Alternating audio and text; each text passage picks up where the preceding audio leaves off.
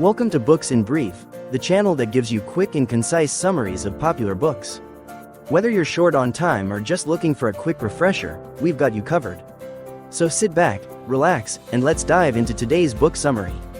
Beowulf is an Old English epic poem, written by an unknown author, that is considered one of the most important works of early English literature.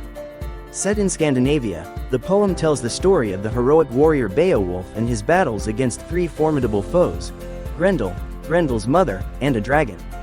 The poem explores themes of bravery, loyalty, fate, and the inevitable passage of time.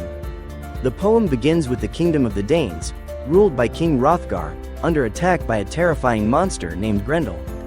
Grendel, a creature filled with hatred for humanity, has been terrorizing Hrothgar's great hall, Heorot, slaughtering his warriors at night. No one is able to defeat the monster, and the kingdom lives in fear. Beowulf, a young warrior from Geatland, modern-day Sweden, hears of Hrothgar's plight and sails to Denmark with a band of his men to help. Beowulf is renowned for his strength and courage, and he offers his services to the Danish king. Hrothgar gratefully accepts, and Beowulf prepares to face Grendel. That night, Beowulf and his men stay in Heorot, waiting for Grendel to attack. When Grendel arrives, Beowulf fights the monster with his bare hands, refusing to use weapons. After a fierce struggle, Beowulf manages to overpower Grendel, ripping off the monster's arm. Grendel flees, mortally wounded, and dies in the wilderness. The Danes celebrate Beowulf's victory, praising his bravery. However, the joy is short-lived. Grendel's mother, a vengeful and equally fearsome creature, seeks revenge for her son's death. She attacks Heorot and kills one of Hrothgar's closest advisors. Beowulf, determined to protect the kingdom, follows Grendel's mother to her underwater lair. Beowulf dives into the lake and confronts Grendel's mother in a cavern beneath the water. The battle is even more difficult than the fight with Grendel.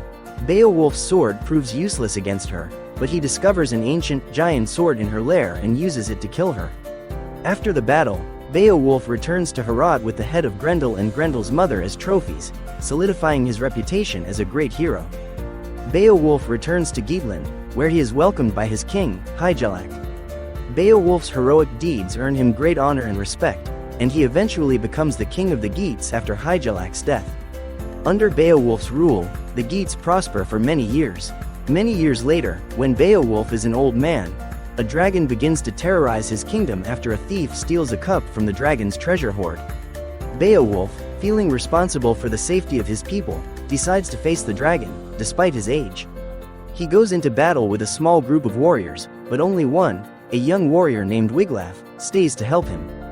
Beowulf manages to kill the dragon with Wiglaf's help, but he is mortally wounded in the battle.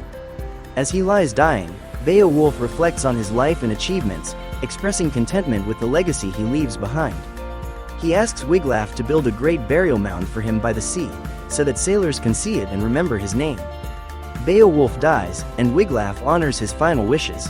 The poem ends with Beowulf's funeral, as the Geats mourn the loss of their king. They build the mound as Beowulf requested, and his people are left to face an uncertain future without their heroic leader. Beowulf explores timeless themes of heroism, loyalty, and the tension between fate and free will. Beowulf is portrayed as the ideal hero, courageous, selfless, and strong, embodying the values of the warrior culture. The poem also reflects on the fleeting nature of life and the inevitability of death, as even the greatest heroes, like Beowulf, cannot escape mortality. The poem's exploration of monsters, both literal and symbolic, represents the external and internal battles that humans must face, including the struggle between good and evil, order and chaos, and human frailty. As one of the oldest surviving works of English literature, Beowulf has had a lasting influence on storytelling, shaping the tradition of epic heroism and the archetypal journey of the hero. That's it for today's summary on Books in Brief. If you enjoyed this video, don't forget to like and subscribe for more book summaries. And if you have any book suggestions or comments, be sure to leave them down below. Thanks for watching, and we'll see you next time on Books in Brief.